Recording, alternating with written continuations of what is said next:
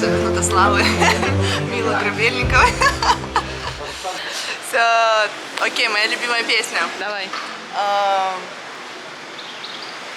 Я забыла слова. Я забыла слова, реально, представляешь? Сейчас недавно 30 лет исполнилось. И я решила подвести такие некие итоги своей жизни. И нас не поймали, и мы в любовь упали, когда бит ударил. Это, конечно, нужно все показывать, но вы можете посмотреть это у меня в профиле. Обязательно. Небольшая была такая реклама. В целом видела себя, как я снимала сторис и говорю: смотрите, ребят, там мы сегодня. Вот он, Джордж Клуни. Я умею не только красиво красить, но и быстро снимать, одевать языка, разбирать автомат, еще и стрелять. Ну, в общем, все эти военные дела.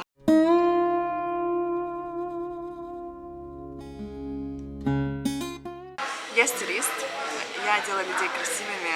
Для меня это гораздо больше, чем просто красить лицо и делать прически, потому что на самом деле это психология через искусство. У меня высшее психологическое образование, и я знаю, как моя работа может влиять на людей. Я вижу, что происходит с людьми после того, как мы поработаем вместе. Ну и все-таки есть у меня ощущение какое-то, что я несу определенное предназначение раскрывать души, раскрывать все самое красивое, что есть в людях, потому что, к сожалению, очень многие забыли, что на самом деле мы все очень-очень хорошие.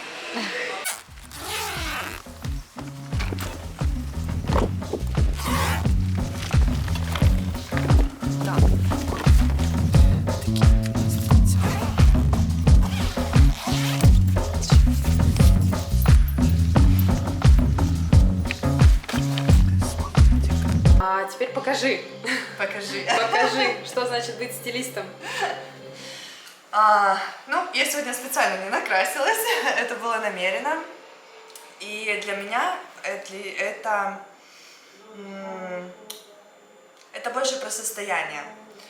Мы, бывает, просыпаемся в каком-то не очень хорошем духе, или у нас бывает нет настроения, или бывает что-то происходит в нашей жизни, что выбивает нас из колеи. Для женщин вообще очень важно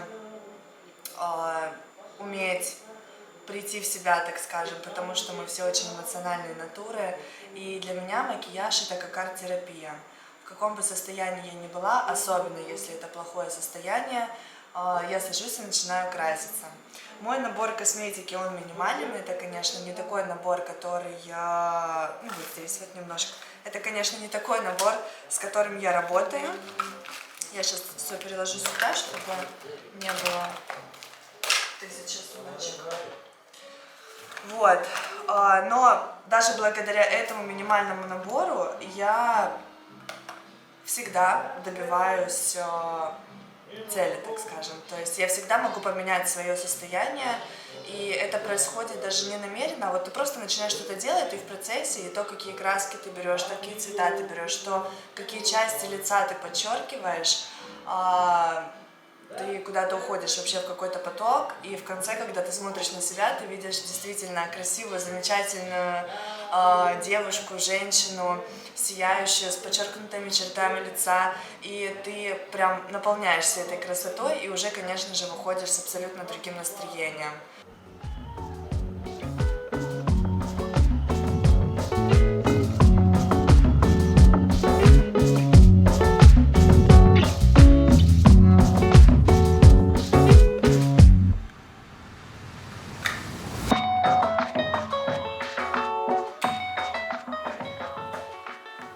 Что для тебя красивый человек? Интересный вопрос. Для меня красивый человек — это живой человек. Что такое живой человек для меня? Это человек, который не скрывает и умеет проживать все свои эмоции.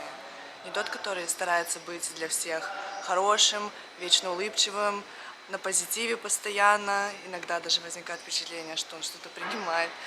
А тот, который способен быть и грустным, и относиться к этому нормально. Вот это для меня настоящий. Я таких люблю.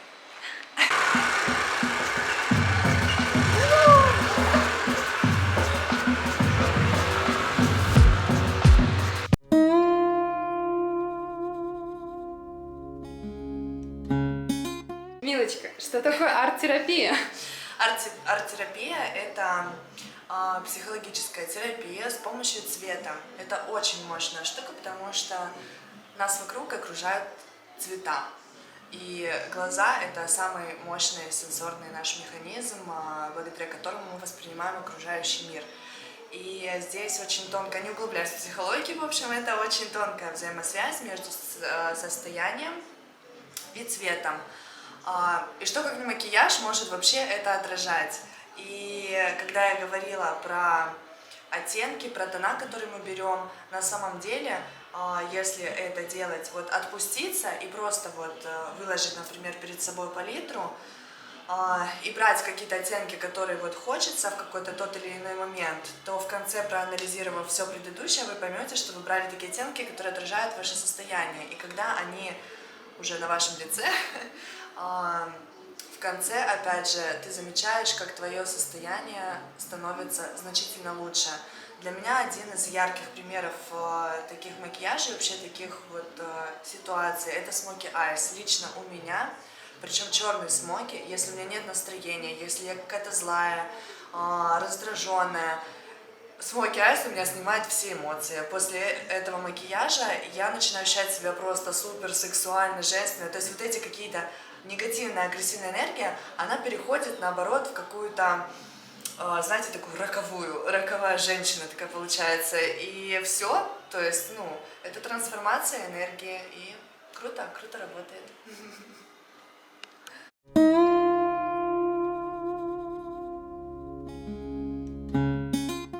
Я горжусь очень своим образованием. Я посвятила образованию 10 лет жизни. Это медицина, в которой я имела успех, но решила не связывать свою жизнь с этим. И большую часть из этих лет я посвятила психологии. Я училась 6 лет на психолога, на социального психолога. И здесь уже как бы идет дальше. Моя следующая гордость — это высшее образование МГУ. Это действительно для меня очень большое достижение, потому что я была переводником, я была человеком, который учился там не с первого курса, я переводилась, я сдавала экзамены сама, я закончила бюджет и поступила на бюджет. Я очень горжусь тем, что я была одним из участников команды организаторов первого привоза Ника Вуйчича в Россию. Если вы знаете, кто такой Ник Вуйчич, да, это один из самых известных спикеров в мире, человек без рук, без ног, который... Он действительно достоин уважения, это просто невероятная личность. На его... Я по себе знаю и понимаю, почему он дает такое вдохновение, потому что на его шоу очень мощная энергетика, и это сильный человек, иллюстрирующий то, что можно быть максимально счастливым вне зависимости от ограничивающих тебя обстоятельств или ситуаций, которые складываются у тебя в жизни. И еще один мой такой важный момент в жизни — это то, что я работала на Первом канале, поскольку это было для меня большим голом, большой целью, очень большим. Это была мечтой. Я маленькая смотрела Первый канал, и тут я работаю там, в этой индустрии, со всеми этими людьми. Это круто, я этим очень горжусь, что у меня это получилось.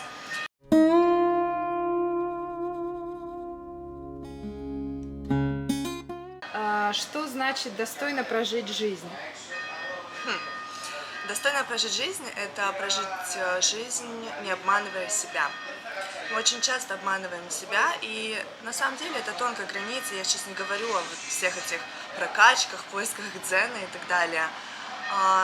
Мы часто обманываем себя даже в жизни, когда мы боимся, например, сказать, что мы действительно хотим, а мы это всегда чувствуем, нам это тело всегда показывает. Я уверена, что каждый из вас когда-то чувствовал, элементарно тебе говорят, ты хочешь выпить чай, ты как бы понимаешь, что ты чай не хочешь, но ты говоришь, ну давай, и ты пьешь этот чай. И вот начиная вот с таких простых мелочей, когда ты не чекаешь то, что ты действительно хочешь и действительно нет, боясь, может быть, где-то кого-то обидеть, боясь где-то выглядеть не так, не в тему, это все заставляет делать вещи, которые ты на самом деле не хочешь. А все большое складывается из мелочей, поэтому какие-то такие моменты, они перерастают в большие моменты. Работать на нелюбимой работе, работать там, где перспективно, там, где прибыльно, там, где модно, там, где статусно, но не там, где тебе хочется, и, может быть, не там, где ты бы себя реализовал по достоинству. Поэтому для меня достойно прожить жизнь, это не важно как, на берегу пляжа быть раста, там, купаться целыми днями в море, или быть медиком, спасать жизни людей, трудиться днем и ночью, или быть няней, отдавать себе полностью детям, неважно кем, самое главное понимать то, что ты делаешь то, что хочешь, быть честным к себе и очень сильно это чувство в себе рефлексировать каждый раз.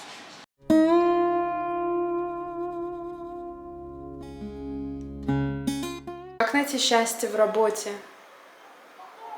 О, это сложный вопрос. Как найти счастье в работе?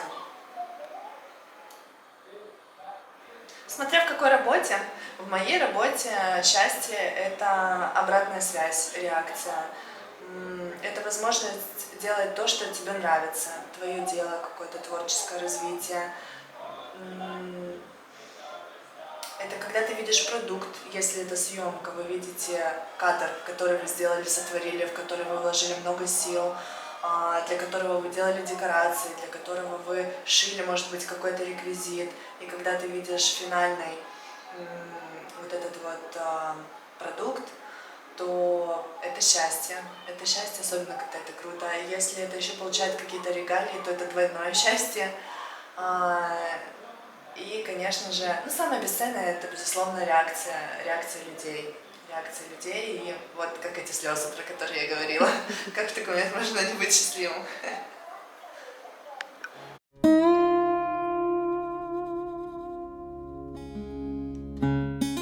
Мил, что ты посоветуешь делать каждое утро каждому человеку? Ага, петь. Ты поешь? Это очень хорошо расслабляет. Я пою, бывает, про себя, но стала петь очень часто в ванной. Я вам скажу так, что пение, вообще вот эта вот чакра, находящаяся здесь, это наша уверенность в себе, это то, какое мы впечатление производим вообще на людей. И если у вас здесь нет блока, если вы раскрепощены, если вы хорошо говорите, очень хорошо, кстати, показывает, как у вас открывается рот при разговоре. Если вы говорите вот так вот через зубы, это тоже блок, и тоже блок в этой чакре. Поэтому прокачивайте вербалику, прокачивайте именно то, что чувствуете вы здесь. Бывает такое ощущение, знаете, когда сковывает, ком в горле стоит, вы что-то боитесь сказать, и вот оно прямо здесь чувствуется. Или когда поете, тоже не можете прям звук пустить хорошо, он у вас где-то там внутри сидит. Прорабатывая все эти моменты, вы сами увидите, как вы станете увереннее в себе, и вы увидите, как люди станут к вам относиться иначе, потому что станут чувствовать от вас более сильную, мощную энергетику. В общем, это очень крутая тема, проверенная на мне. Ну, о чем ты мечтаешь?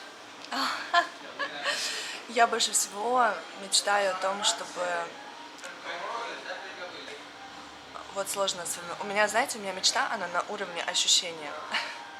Ее очень сложно сформировать как-то в слова. Но на самом деле я мечтаю о том, чтобы в старости, когда я оглянулась назад, я бы сказала, да, это было круто. Поэтому как-то так. Если бы сейчас весь мир, 7,5 миллиардов людей, слышали тебя, что бы ты сказала? Да так ответственно. Да. 7 миллиардов людей. Да.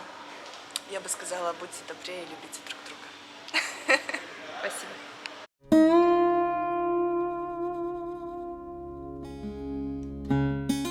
Поэтому в целом сейчас мне на самом деле, будучи